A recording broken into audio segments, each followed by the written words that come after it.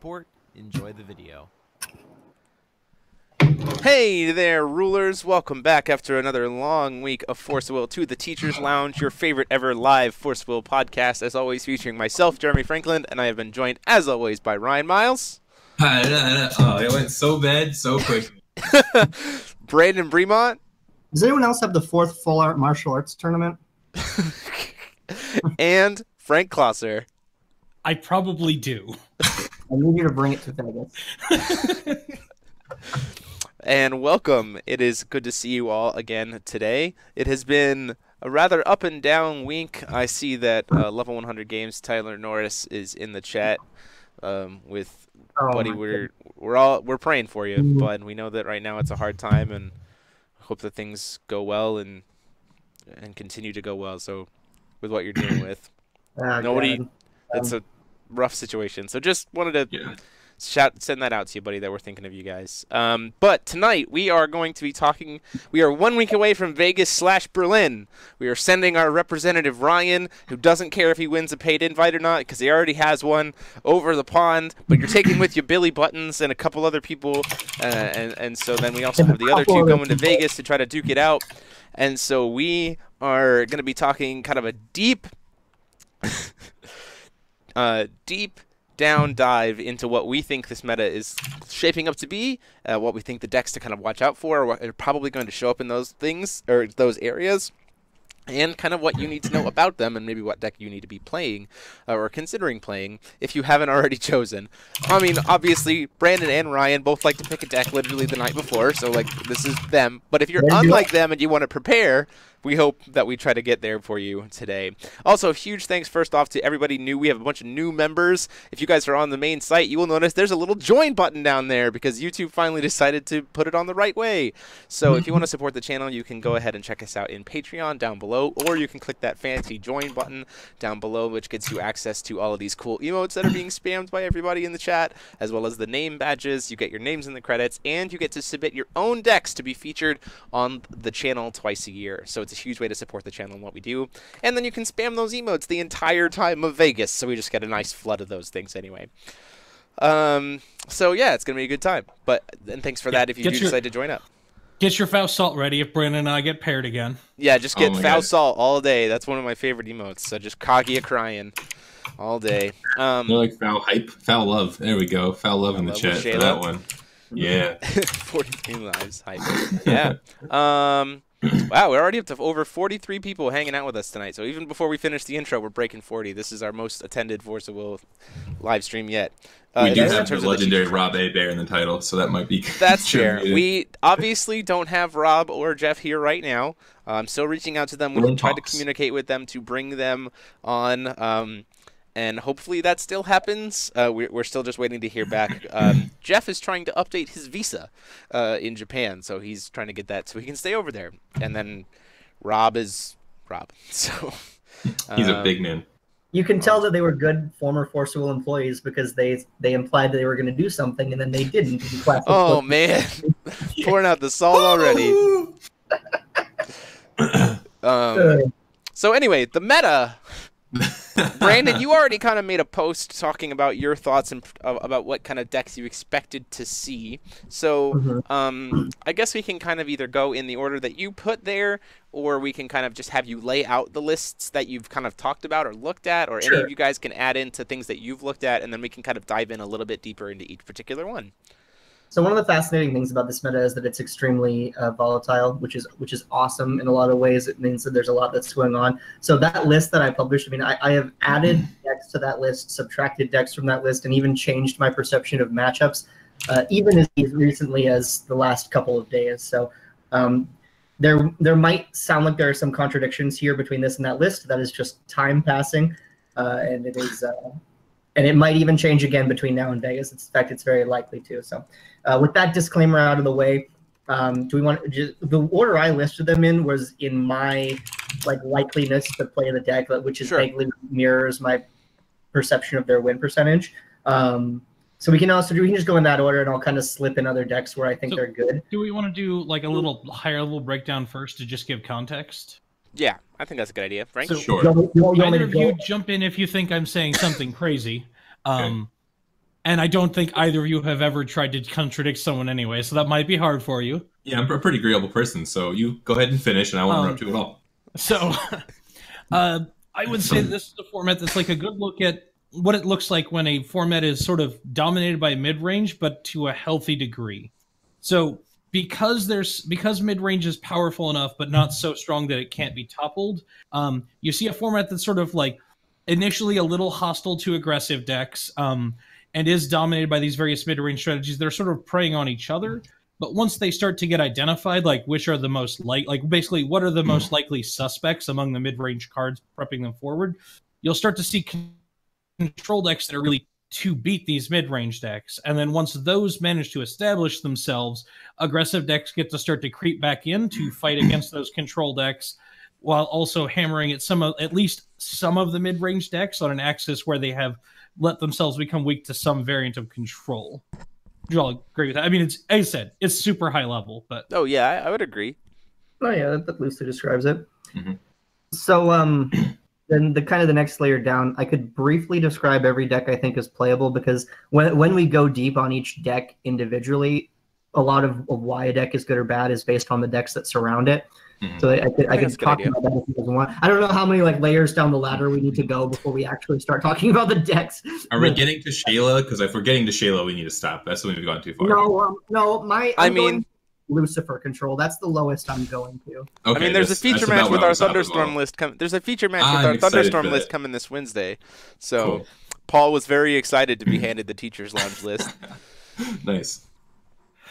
So yeah, Brandon, why don't you just kind of run us through quickly each of those decks, and then we'll talk a little bit about each one, and then kind of dig it down deeper. Page like a narcissist, and I found my own post. So all right, so super duper quick and top level. Hanzo Quick Cast. It's a deck that it plays a lot of mid-rangey stuff. It plays a lot of control package cards, and it finishes the game with strong resonators like Lorite's Disciple and Karura.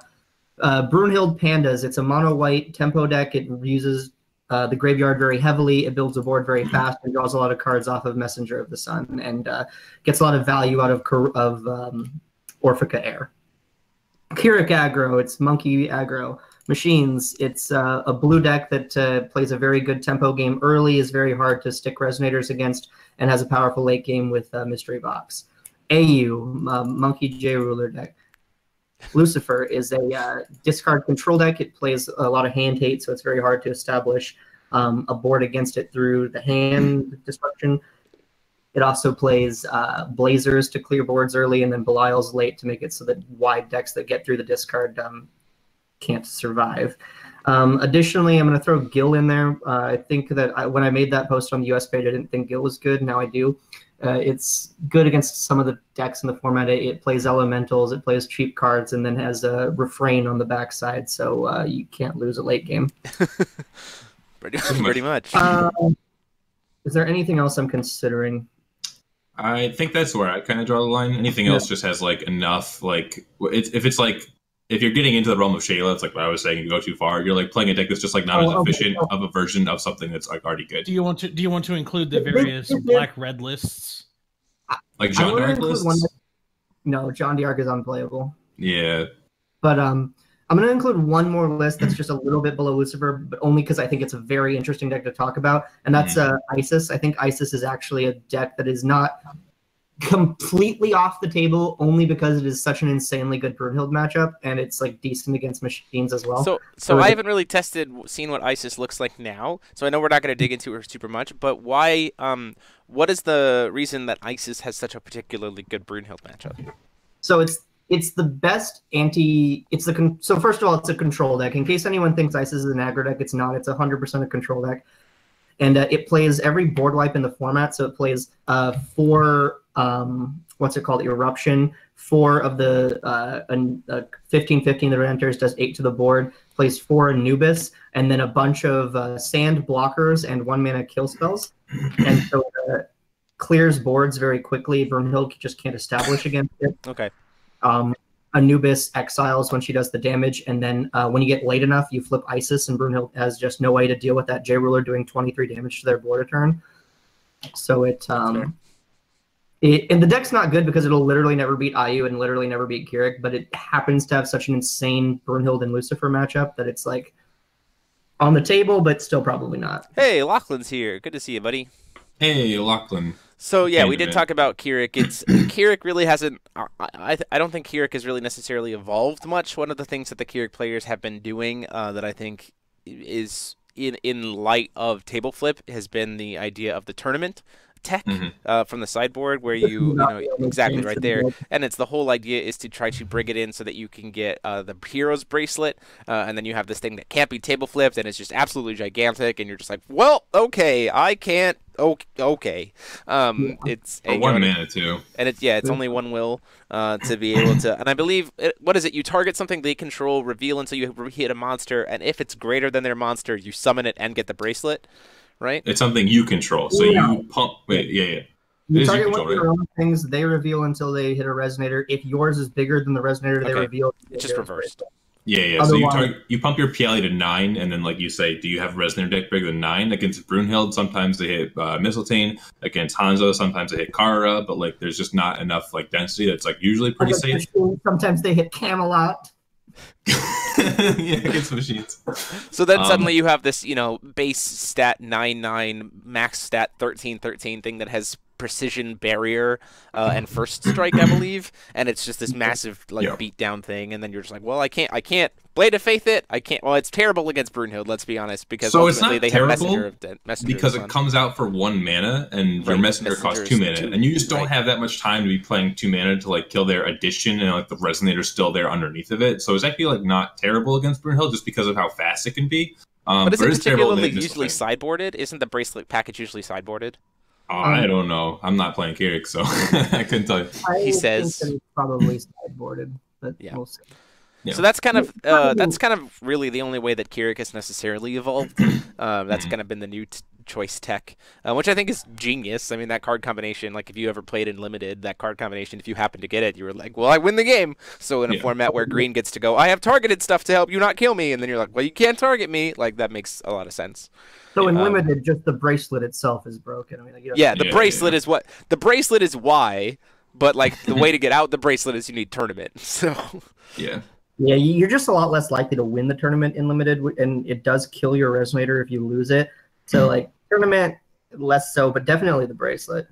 Yeah. So I do want to transition into why we think like Jeanne d'Arc decks are gone, because going from time to which like Jeanne d'Arc was built to beat Gil, and then like Jeanne d'Arc decks like are kind of like the Gil hoser, and they're still like we are in a mid-range format where we're very tempo oriented. So like let's talk about like why Jeanne d'Arc isn't good. Primarily Blade of Faith exists, and that just like will always break those kind of boards. But like then you think like Ray is a pretty good card for this kind of meta, where like removal is primarily single target, whether it's Kirik with Pathway Part, whether it's machines with Lancelot, whether it's Brunhilde with Blade of Faith, Miscalc, Spear of the Valkyrie, like that kind of stuff. It's just a matter of that like the removal is like things that you always keep in your opening hands because you like are always trying to stem early aggression and get ahead on board, and removals are so cheap that like even 2 mana like sticky guys are just dying to 1 mana removal and like or 0 mana removal in like almost every deck like on turn 2, on turn 3. So that's kind of why I think they've fallen out of favor. If Frank or Bremont want to expand on that, that's kind of what's going on. I would also add that as you add like machines to that list of like playable decks, you suddenly add Lancelot as a way to kill it, which is a big deal. Because Lancelot is also just a clean no number of Joans. Like they could have established a triple Joan board, and Lancelot's just like, nope, all of them gone, please. Yeah. So the other thing is like when you talk about a deck being good, it has to do something better than every other deck. So like even if it's powerful, if something else is doing the same thing more powerful, then it's just bad. So like, if John says go wide aggressive deck, like why aren't you playing machines? Why aren't you playing Brunhilde? Like both of those decks go wider, go faster, and do it better than John does. And so the only advantage John gets is that she gets to play Hand Hate along with her going wide. And so if that's ever relevant, that's fine. It just happens to not be right now. So. And the other thing to remember is that Jeanne before wasn't just an aggressive deck. It was a very resilient aggressive deck. Like it was one that could come out very fast, but then quite simply rarely ran out of gas because between the ways to bring back Jeanne and its other ways to get like real or hypothetical like artificial card advantage, it just never ran out of stuff. 2 drops that draw a bunch of cards have and then never run out of stuff is just mono white Brunhilde, but then you get access to more consistent access to the other stuff, including better removal than black can give you access to. So it's fallen behind on all fronts to a deck that's doing something very similar. Mm-hmm. Anything that's like mono. It has the same weaknesses too. They both don't want you to be removing their resonators instead of killing them. They both don't want you to mess with their graveyard particularly. And so like on both strengths and weaknesses, it's just doing the same thing, but not as powerfully. In general, like I have not yet found a way for any deck that runs strictly black stones to have any sort of matchup against Kirik. Like there's just no efficient one mana answer to a PLE. Like the best thing you could do is like play a Skeleton Horde, and then when it dies, you can Life Severing Blade. But then you traded that Resonator plus the Life Severing Blade. So even though you're killing PLE for one mana, bring back Soul Hunt. Objection: Rhea has a 1 mana destroy a 4. You have Sword of the New Moon, which is like situationally good and like might not be good enough on turn 1. Yeah, bring back. We have a 2 mana Soul Hunt, which is pretty good, but it's like now it's 2 mana. Did you play a Resonator on turn 1? What did you do on turn 1? Because they played a PLE, they hit you with it. Now you're Soul Hunting. They like played something else. Like it just gets. To mention, if you're a 2 mana answers, you have access to. I always forget the name because it's in that group of void spells, but the Null Darkness kill spell, the black red destroy something. Like if you're stoning, dual color stoning.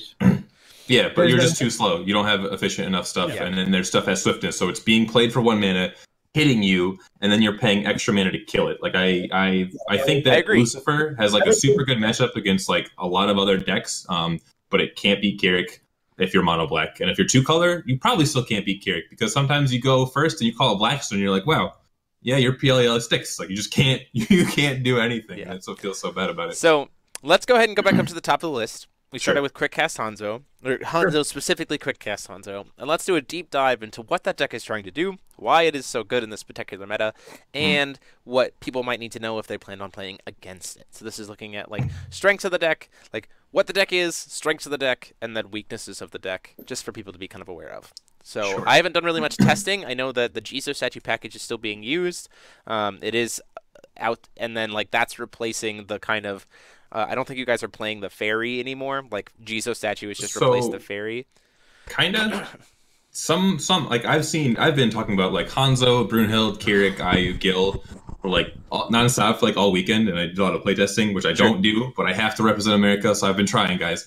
There are so many cards you can run in Hanzo that like some people like Jizo statues, but then if like you like Jizo statues, there's like a lot of predictable answers where like you side in black tiers, and then your Jizo statues like just get answered, and then it's like your deck is kind of built around Jizo statues because you just have like 24 points of power on board on turn 4. You can play a little bit slower and a little bit more control oriented and just rely on those. But then if you rely on those, then they get black tiers, which is like mostly unanswerable because if you're like you need Winds of Salvation to cancel it, and that's like you can't Jizo till turn 5 if you're afraid of getting black tiers. Like it's not efficient. So if you're building your deck around it, your deck gets better when they stick, but worse when they don't. So some people just say, forgo that completely, play Fairy, and then play Explore the Unknown in that slot.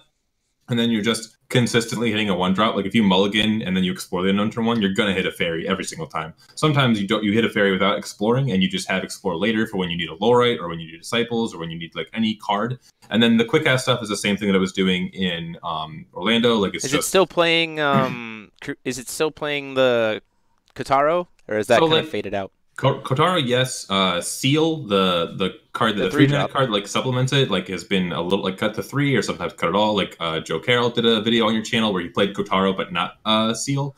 The problem really with the Seal is that Seal is exceptionally good with Winds of Vitality, but Winds of Vitality is a lot harder to run with Spirit Stone gone because you just don't have as many cards. Like Winds of Vitality is cool to pump damage, but when you only have like less cards in your hand, you can't just throw cards at damage for lethal because all of your cards need to be interacting and making sure you're staying ahead on board and stuff. So there's a lot of like ways to build quick cast Hanzo, but like the core things are Jizo statue plus Yokai Festival, or Fairy plus Explore the Unknown, and then 2-drop slot is Viola, Ruin Story, Lorite, or let's choose like Viola, Ruin Story, maybe Kotaro, and then interaction is Fair Spell, just super efficient 1 and 2 mana removal, or like interaction that just locks your opponent out from doing anything. Super good against like Brunhilde with Table Flip and Lorite's Disciple, super good against Kirik.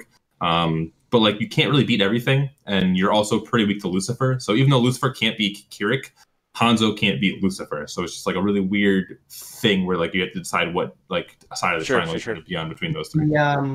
I don't know if Ryan mentioned Snipe Away Sandstorm or Rapid Fire. Oh yeah. In your deck. So the other important thing about this deck is that between Rapid Fire, Sandstorm, and some people are playing Mike, you get a lot of ways to clear opponents' boards, which is another way that Jizo statue becomes good.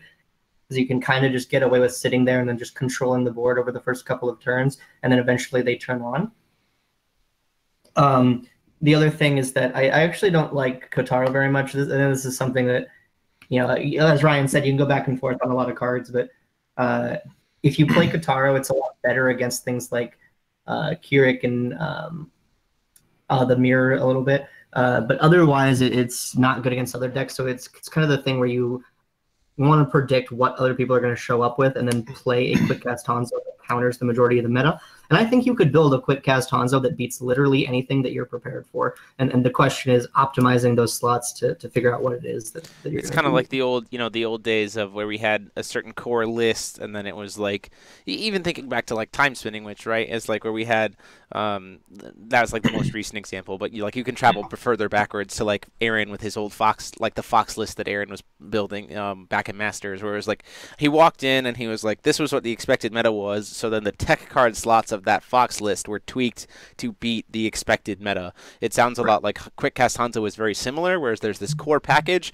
and you have this kind of tech package that can kind of cycle between a bunch of different things, and then it can beat anything, but like can't beat everything at once. It can't beat everything at once. You have to like actually make the right call as to what tech package you're bringing in, and if you miscall it, you could just walk into awful. But it is also possible that you could correctly guess it, and your tech package just carries you through for the rest of the day. That's really cool to see that Quick Cast Hanzo has kind of evolved in that way.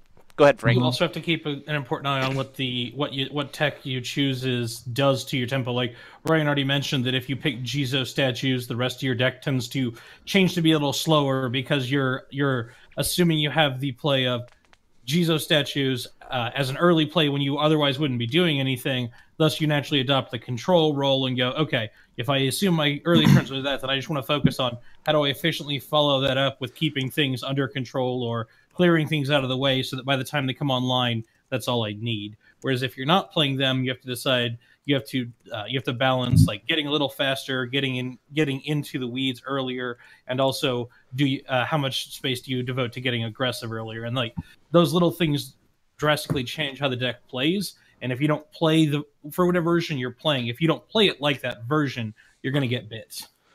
So Travis is asking, he plays Raft downstream in his rune deck. I imagine that's probably taking the place of Explore the Unknown. It's this idea being that you get 2 creatures instead of 1, but it costs you will, as opposed to Explore the Unknown being free.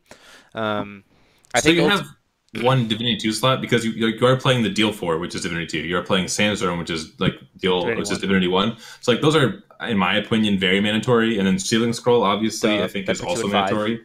Right, so then you have a Divinity 3 slot and a Divinity 2 slot. So the Divinity 3 slot is where you have your Yokai Festival or your Explore the Unknown. And even, I don't hate Forest Meditation in certain circumstances. Like Explore the Unknown is pretty good because it gets you that 1-drop, but you could play Forest Med just to be a little bit slower and play 2-mana draw 2, basically. I don't hate it. But then the other Divinity 2 slot is where you have Whirlwind Technique, where you have Fuma Shuriken, and where you have Wrath Downstream. I don't think there's anything I would consider for that slot, but like that's where I would put the Wrap Downstream, and it would be tech specifically for I don't want to actually lose to Lucifer. I want to have reload when they discard my hand. Yeah, right, absolutely. Because it is a quick cast as well. Wrap Downstream is quick cast. And also that's where you play Forest Meditation, is where you say, I don't want to lose to Lucifer. They're going to ruin Earth my stones. I want Forest Meditation to bring them back. I want to draw cards. I want to Wrap Downstream. I want to draw cards, etc. Yeah, so it's another like situation where it's like you can't beat everything, but you can beat anything. Right. So, I don't know, is there really anything else that we think we need to cover specifically about Hanzo? I think we kind of talked about the main weakness of the deck being that it can't beat everything. So you definitely have to be very meta aware in terms of what those tech slots are going to be to prepare yourself for the package. Super deep on its weakness. The green weakness has always been that it has very poor removal. Like its best removal right now is Ruin Story. And so super wide boards it has a real problem with. Snipe Away Sandstorm helps a little bit, but it's not like the end all. Six doesn't always get you there anymore. Yeah. Machines is like kind of preying on it. Like, right. So like when we're saying that box is in the machine decks, the box is in there to beat Hanzo. Like when you resolve a couple of a box or 2 boxes with machines, you're probably going to just beat Hanzo. Remember that they're unchaseable too, so Hanzo can't even. The TCG Scrubs mentioned in their podcast that they didn't really understand why or how Mystery Box is beating a Hanzo, and you have to also forget that you also remember that machines is like 98% resonators. Like it's try to do pretty much its whole game plan just on resonators, which means it's always playing on curve, which means it's going to be constantly playing creatures. So to make Mystery Box unchaseable, you just have to discard your hand, which for machines is like a card.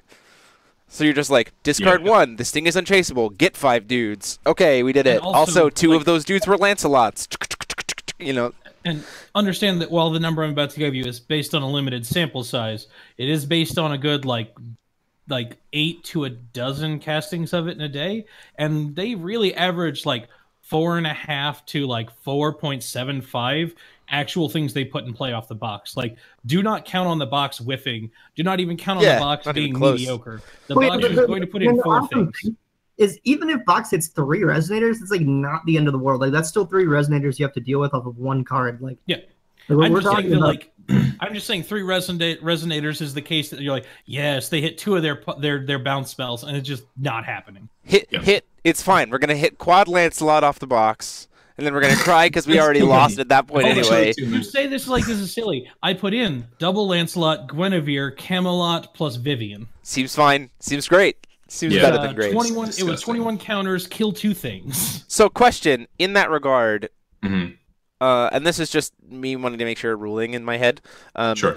In that combination, so double Lancelot, Guinevere, Camelot does what you wanted to do. Right, that's not what I'm asking. Okay. Viv doesn't see those other ones entering, right? She does. So she does. So she will get 4 as well. Okay, cool. That's even better. So then you get even 4 more counters. If you cast a box and you hit 4 Vivians in 1 machine, all of the Vivians have 4 counters. Yeah, that seems pretty good. I've never done that, but. So do we talk about machines next? Let's go ahead and dig into machines. So.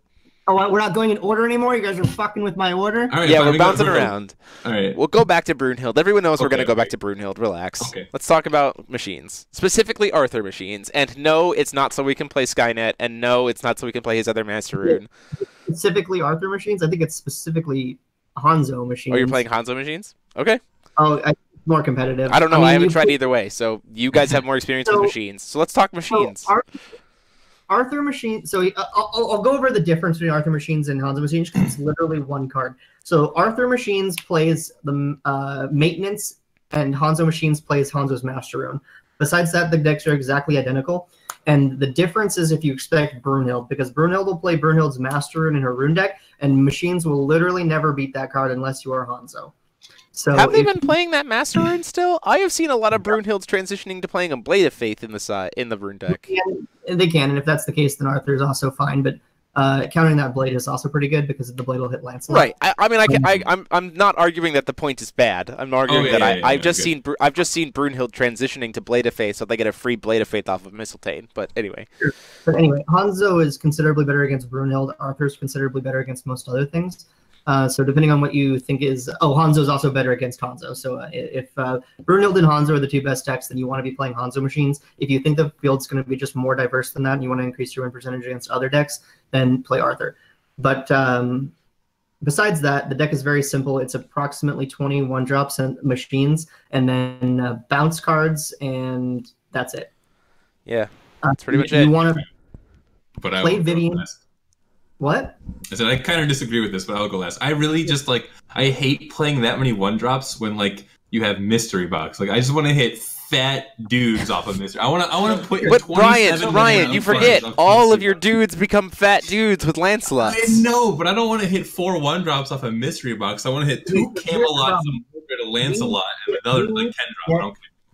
We need to go super. We need to actually get to turn 7. So yeah. We need our Vivians to trigger on a lot of things. We need to play Donut Drones that make Lancelot's broken. We need to play our Guineveres, which makes their removal bad. Yeah. But then beyond that, a lot of the machines are pretty interchangeable. You are just trying to build a huge board, slam a Lancelot, take advantage of the fact that card's insane, and then get later when your boxes can take over the game. Question we have from Gunplay Goat about it is Mordred's? No. Maybe. There you go. It's just worse Lancelot. So Like but it's just 5th through 8th Lancelot. That's What? the problem. It's so like more. The problem I would pose is that if you really are really in the boat for a 5th through 8th Lancelot, Merlin is just better at that. yeah, I would agree. No, like, because I like don't even disagree with Brandon that Merlin should be played in the deck. Like I took this deck and played it some recently, and I'm sort of in between Ryan and Brandon. I wanted like a little less 1-drops, so I trimmed down to like still kept 16. Like I still had a massive pile of 1-drops. So I had that's what I want. I want 16. I had a thought experiment the other day with a friend of mine about if Donut Drone had no text, if I would still play it in machines. And I think the answer is yes. I think I would play a vanilla 2/2 machine. Oh my god! No. Yeah, but so like See what I deal with? I cut 4 machines. I cut 4 of the generic 4/4 for basically 2 half-play sets, 2 of which were Merlin. And while Merlin was like okay in some matchups, I'm still not convinced he was correct in any place other than the sideboard. To be honest, Mordred. Like, no, Merlin. Okay, and yeah. I didn't even consider Mordred. Like I looked at him and just went, this is just like so like the one place where Mordred is hypothetically better than Merlin is if you have specifically Camelot already on board. If you've established Camelot and they've let you untap and go to combat, Mordred is gravy.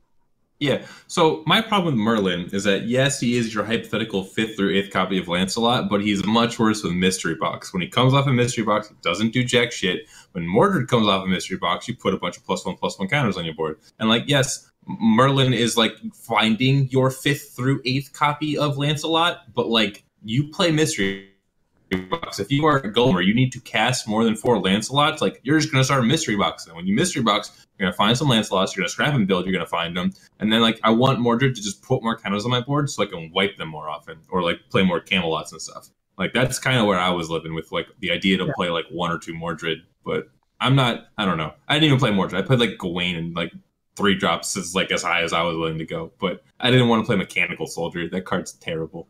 That was my opinion. I don't know if you know that's the 1-drop 4/4, right? Yeah. This is the one both of us didn't trust Brandon on. I'd go to 8. If there was like put 8 copies of that in my deck, I'd play 8 of it. Like that's how badly this deck wants. And so please note that when we say that we're fighting on this, we are literally fighting over only 4 slots, because I have seen a machine stack. Like I've seen like a couple different machine stacks that were trying to go real low. I think I saw one go as low as like Vivian and Gwen as their only 1-drops, and they were not functional decks. Donut Drone? Yeah. They didn't play Donut Drone? Donut Drone is insane. It might have had 2 Donut Drones, but I kid you not, when this was a deck that like just was like, no, I want to have more, and like it wasn't enough. I don't want to bully anyone, but what if we played 4 Mordred, 3 Lancelot, and no maintenance? Leave. I'm just saying. I'm pretty sure I could top a 1K with that deck. I think I could do it. It's wild to me, but that's the savage. Anyway, so let's talk about. We skipped it earlier, so we've already kind of established. I think. I guess we maybe should talk about it specifically. What the weakness of machines is, and that is like you really are actually just a resonator-based deck. So like, I mean, there it is. You know, like I imagine that Arthur, or that machines, because based on the matchup, like I guess I haven't tested it nearly as much, but I can see the deck potentially getting outpaced, and then like having to struggle. Like I can see that being a deck that struggles to catch up, except for like Mystery Box can suddenly be this explosion. But I don't know. You guys have tested it more, so I guess maybe what you guys have seen as the weakness of machines. It gets really bad if you don't find Lancelot early, which is kind of hard to do, but sometimes it happens, and then you're like, what is my deck supposed to do? Like, I'm just sitting here with like Vivians, and I tapped Resonators and I killed them, but now it's like a 4/4, and I can't put counters on anything, and I've got this Mechanical Soldier that I want to take out of my deck, but Brandon won't let me, and I've got like 6 6s and just dudes. I would say that if you don't hit Vivian and Lancelot, I think Vivian can also just carry games herself. But she's pretty removable. I'm sorry, what? She's like kind of removable. Like she can just like die like on turn 1, and if she like gets to be like pretty big, like she gets bladed. But like you play Vivian turn 1, then she gets a little bigger. She gets like wiped with Sandstorm. But I mean, what she is the 1-drop that demands an answer, which is pretty powerful in its own right. But if you don't get that, then the deck kind of just sucks. If you get out aggroed and don't get to turn 7, then you're playing a worse Kirik deck. It's like the thing that Kirik does against you is just like play better Resonators. Like they have a 1-mana 9/9, you have a 1-mana 8/8 with flying. So like theirs is actually a little better than yours. But yeah. And then they just go over the top of you.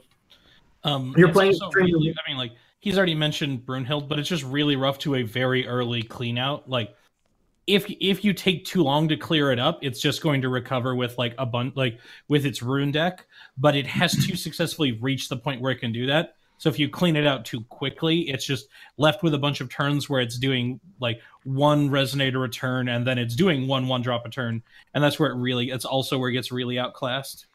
Yeah, what I was talking about earlier, when like you only have 4 land slot in the deck, and like you can play 5 through 8, but like Brunhilde has 4 blade, 4 spear. You have literally 4 Lancelot, so like when they all die, and then like you got Camelot left, and then once those die, like they have 8 removal spells that can kill anything. So you do just gas out sometimes. Yeah. Yep. So with that in mind, let's talk about Brunhilde.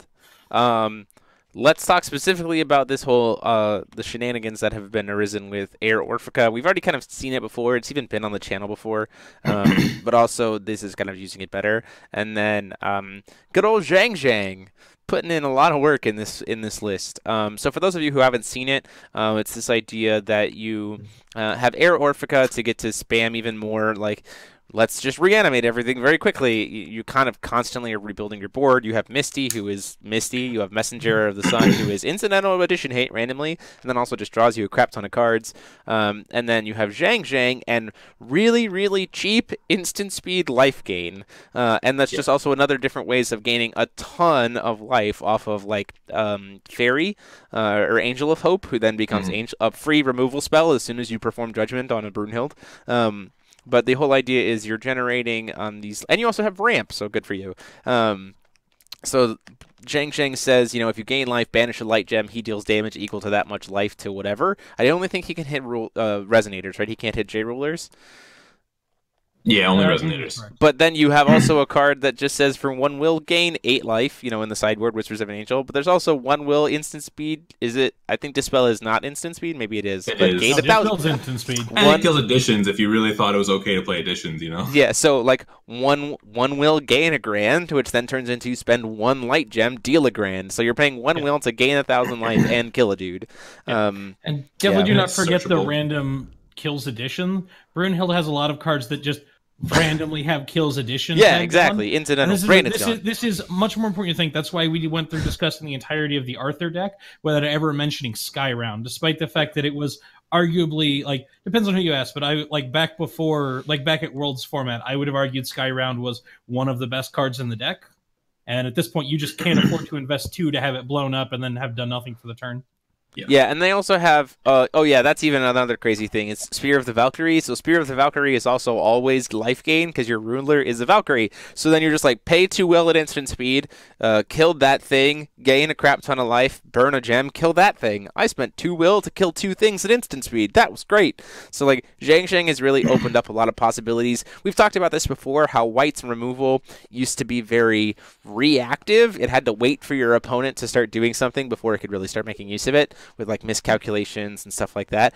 And Brunhilde has stopped caring about that whatever. It's like, no, I'm going to remove stuff when I want to. I don't care what you do. And you're just going to take it. And I think that is probably one of the things. In my mind, that piece, the fact that White no longer has to be reactive with its removal and can start really applying pressure while also having bet removal to coincide with it, I think is one of the things that catapults it way high up in terms of competitive play.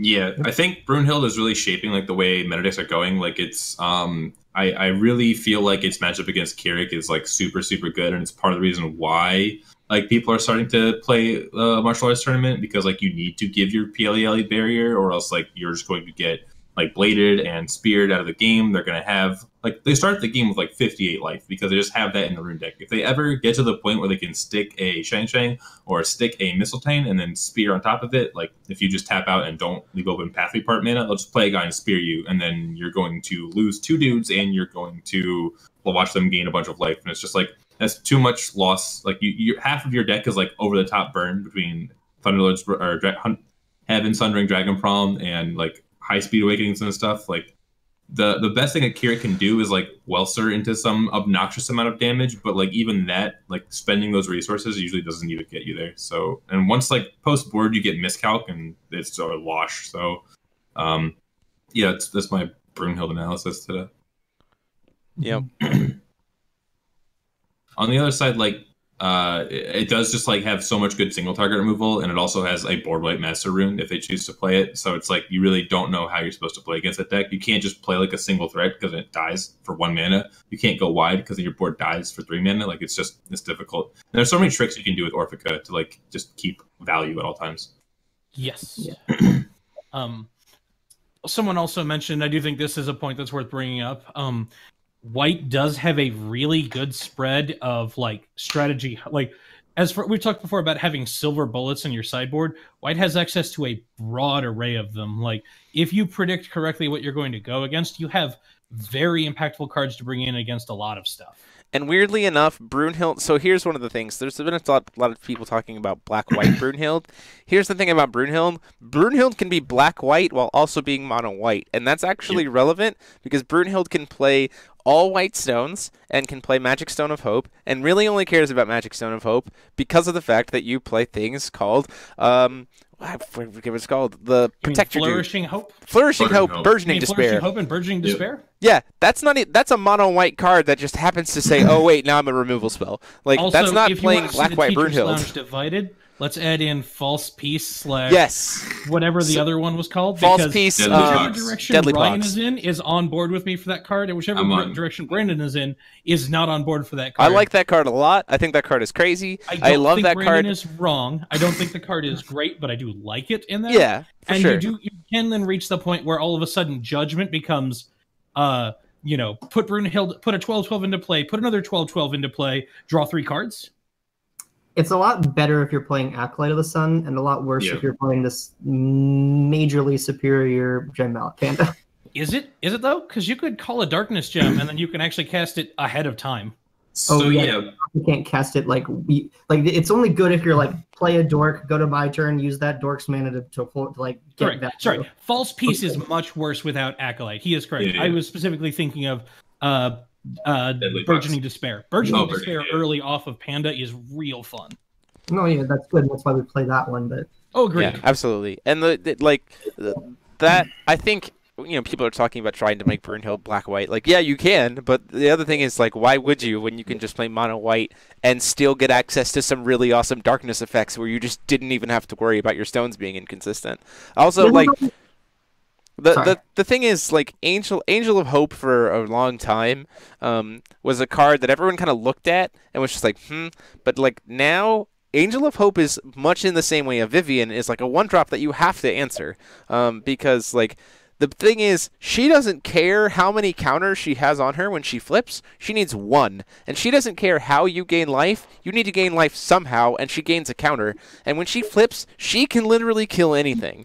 It's like she just goes, oh, I Judgment said I had a 1/1/1 counter because I did Valkyrie Spear last turn on your turn. Cool. Flip. Also kill that. So, like, your Judgment from Brunhilde can literally... and this is one of the other reasons why I think that some Brunhilde decks have been kind of moving away from Odin's Judgment, is because Judgmenting Brunhilde essentially becomes kind of a mini Odin's Judgment, because you're just like, okay, well, I've already been picking off your stuff. I flip Brunhilde over. Here are these 2 Angels of Hope that you didn't manage to kill. Kill your 2 dudes. Also, I have 2 Flourishing Hope, Burgeoning Despairs that I've already RFG'd, so if you play stuff next turn, those are going to get killed. And you're just like, okay, I didn't need to board wipe you. I'm literally going to keep your board clear for the rest of the game.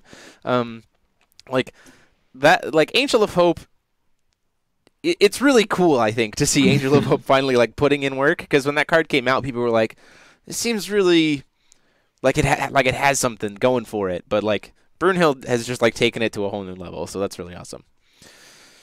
Oh yeah, also they have some of the only J-Ruler, like pretty consistent J-Ruler hate in the form of Spear of the Valkyrie. So, seems good. Is it worth it at all to talk about the Brunhilde mirror? Because it happens to be one of the most fascinating mirrors this game has ever produced. Oh, with the life gain mirrors? The life gaining shenanigans? It's a pure card advantage mirror. Like, you are just trying to outgas your opponent.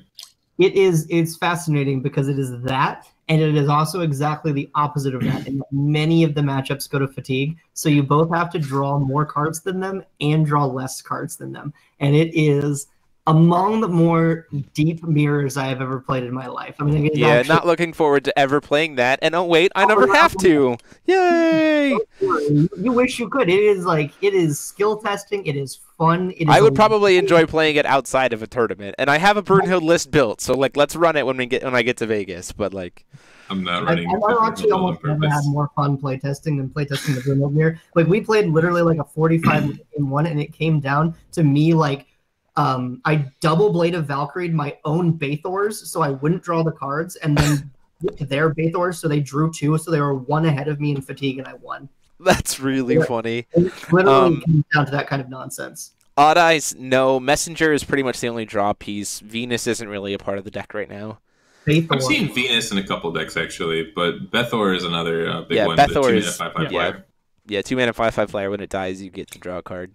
So a lot of your like 1 and 2 drops have this unfortunate side effect of having 4 toughness, where like Gem Mallets, Acolytes, Orphicas, and Messengers all just die to rapid fire me, and that makes Hanzo feel really bad because there's literally nothing you can do for like the first 3 turns of the game that's not just like, oh, I died to rapid fire. But Bethor is like just enough where they have to also commit the Sandstorm, which makes like future plays a little bit easier for you.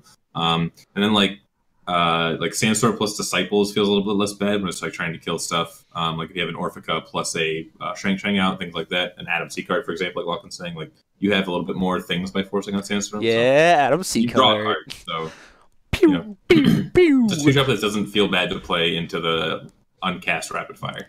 And it draws. So what else is there? Let's go. So we've hit everything in that list. I think we've. Go ahead, Frank. I was going to say that like we hadn't really talked about like the big, because like we talked a lot about Brunhilde, but we hadn't really talked about like I guess its weakness and why, for example, like despite all the things we just said, Brandon rated it so low, but like I guess it's more of like Ryan. It was still his second place. It was still his second choice. How low are you? Second place. That's too low. She deserves more. But Ryan, you need to mail me that gold Brunhilde so that Frank can use it in Vegas. Like I played and won that match, and it's real tight and not in your favor. What? There are things you can do to try and swing it a little more in your favor, but like it's rough. What matchup, Frank? Brunhilde versus Hanzo. Brunhilde versus Hanzo. Yeah. I am of the opinion that matchup is unwinnable for Brunhilde. And I don't know if I'm right, but that is my current opinion. Ask me again on Saturday. There you go. So let's go ahead and move on to we're going to skip Ayu, and the main reason why I think we're going to skip Ayu is not because Ayu can sometimes just win games. It's because like Ayu really hasn't. Can I attempt to explain why we won't talk about Ayu? Because I would love to say why we won't talk about Ayu. Go ahead. And then if you're wrong, I'll add on to it. So when we talk about what does Hanzo do, it's like, all right, it's got this like Jizzo statue game plan that starts in its opening hand. It wants to do this, and it plays 4 copies of each of these cards, and it consistently does these things, right? The deck plays like 11 different cards, maybe 12, maybe 13. Talking about Kirik. What does Kirik do? Well, it looks at its opening hand, mulligans 5, looks at his opening hand, says, I missed. Let me look at the next top 5 cards and said, oh, wow, I played a Ground Under Supremacy on turn 1. I do that 9 games out of 10. You look at what Machines does. They have 20 or 16, depending on how ambitious you are, 1-drops, and they play one of those 5 or 4 1-drops every turn 1. And then on turn 3, they're playing a Lancelot. What does Ayu do?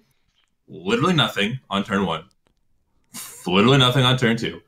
It J-activates, it looks at its hand and sees how many of its cards are souls and how many of its cards are tits useless, and then it attacks you, gods out for resuscitating will, and hopes you dies. That's what Ayu does. I'm sure there's other things it does, but they're so different every single game that like there's nothing else to talk about. So yeah, there's really not necessarily we can go into like the super intricacies of Ayu deck building and like it's 40 different cards. Like you can we were playing freaking Dr. Mermaid. Like you can kind of throw whatever you want in that deck. So there's really not a way to really deep dive it outside of this is what Ayu is just trying to do. So let's talk Lucifer specifically. That's kind of the last one in the list.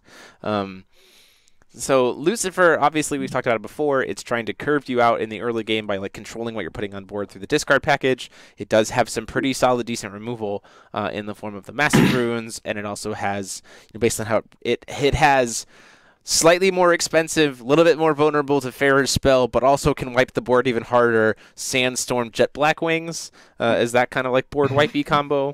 And then it does eventually get to a point where it has some like really consistent removal, and it can turn your own opponent's stuff against them. Like Soul Prison, there is a lot that feels very satisfying about Soul Prisoning a Misty. Like, ta-da! Ultimately, they can just Blade of Faith it and get it out of the way back. But like Black does have access to some of probably the strongest removal. Like I guess sorry, I would say not strongest. Impactful. No, I would actually go specifically. It has some of the strongest removal. It does not have the most efficient removal. That's a very big difference. Yeah, they would be good. That I would say that's true. It has a lot. Like we listed White's removal, and we obviously listed that Blade of Faith is really good because just 1 mana and clean does everything. But everything else we listed is situational or can only kill certain things. Like you've got to be matching them size for spear to kill something. And then the miscalc on the others require them to be in a specific state. Black has a large suite of, it's very dead, but none of it is cheap. Yeah. Right. And they do have some pretty interesting stuff in them. There are very few things that, and this comes from limited, but how much you want to necessarily play one of these in your rune deck. There is very little that feels very good to like be on the play and go like turn 4, Sandstorm plus Ruined Earth and like set your opponent back down to like way behind stone-wise, and then you can just kind of keep pressuring out from there. The problem is, like, if you're going first when you would want to be doing that to put your opponent back down to 2 stones, they usually have Energize, and they're probably establishing a board state, and like you're only dealing 6. So like we've talked about before how like, sure, against Brunhilde, that might be potentially big because a lot of their stuff dies to that low, and you don't even necessarily have to have the Sandstorm there. But there's a lot of other decks that, like, don't care. Well, and also remember against Brunhilde, that's clearing out up to their 2-drops. Exactly. Like, their 3-drops are 700 and 800 toughness, and they get higher from there. Right. And you do have access to cool things like Evil Elemental Uprising, which can mess up some of Brunhilde's plays, arguably. But also at the same time, like, you still have to deal with Misty, and she's still just a 12/12 that can't be blocked. So, like, okay.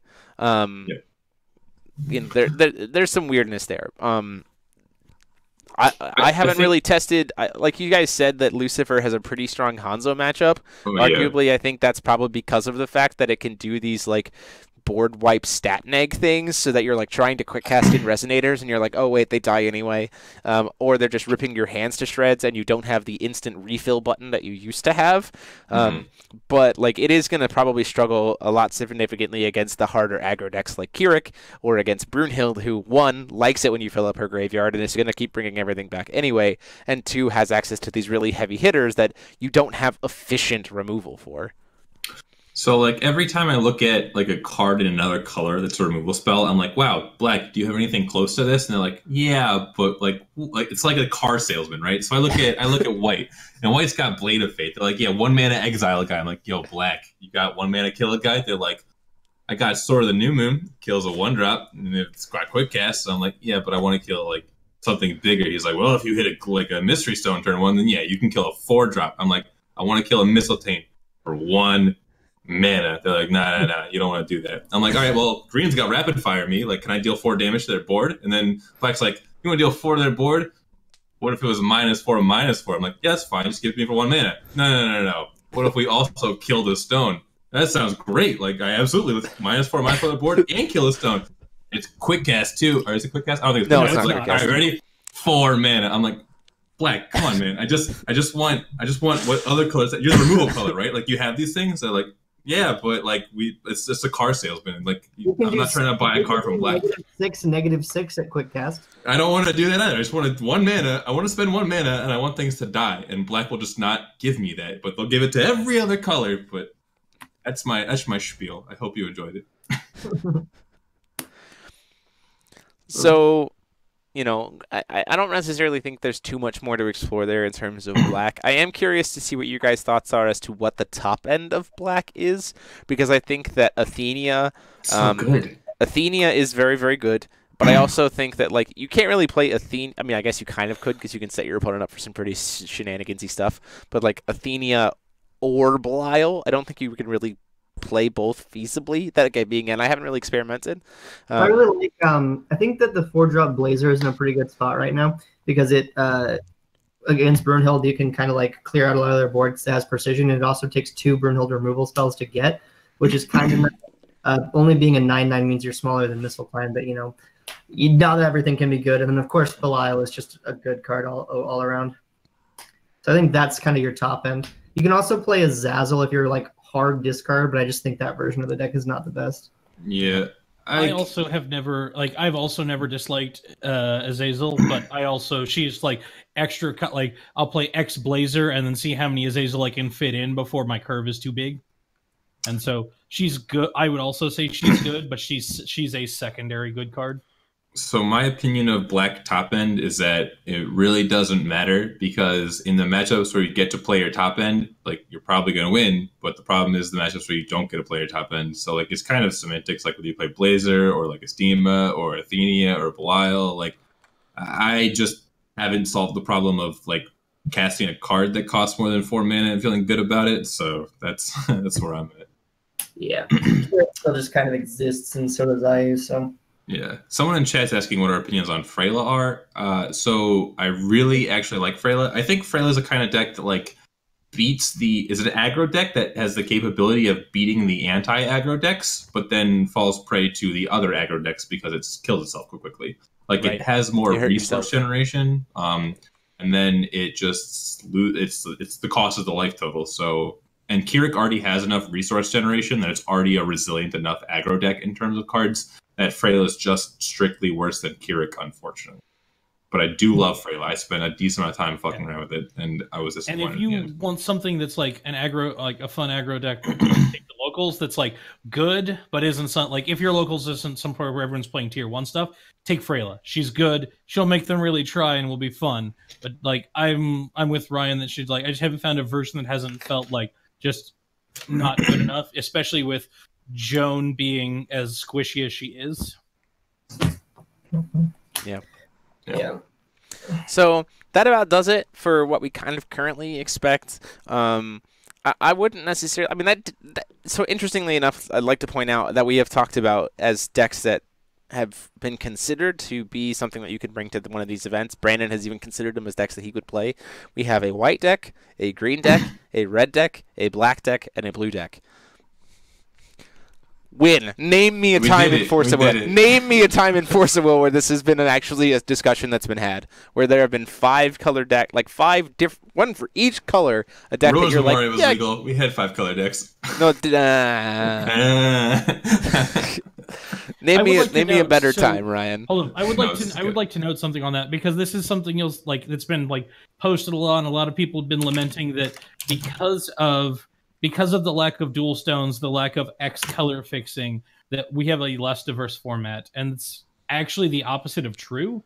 Every time we get more powerful color fixing, the format tends to centralize more. Once you get to multicolor, you simply start choosing more of the best cards split amongst 2 colors, and you start breaking the diversity of the decks. Like we've even talked to, like, none of us are considering them like for these events because we've found monocolor decks that do enough. But like we've even talked about multicolored decks like for each of us before in the format. It's just that there is a lot we're picking from because you have to choose and you have to build because of the limitations. The less limited you are, the more things you get more samey because you don't have to pick, so you just grab the most powerful things, and that's a much smaller card pool.